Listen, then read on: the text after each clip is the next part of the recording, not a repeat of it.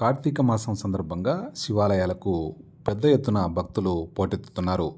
శివనామ స్మరణతో శివాలయాలు మారుమోగుతున్నాయి. ఇక 2 తెలుగు రాష్ట్రాల్లో శివాలయాలకు పెద్ద ఎత్తున భక్తులు చేరి కార్తీక దీపాలు వెలిగించి స్వామివారిని దర్శించుకుంటున్నారు. ఈ సందర్భంగా కడప జిల్లా పోరుమామిలలోని బ్రాహ్మణ వీధిలో ఉన్న శివాలయానికి పెద్ద ఎత్తున భక్తులు వచ్చి ప్రత్యేక పూజలు నిర్వహిస్తున్నారు.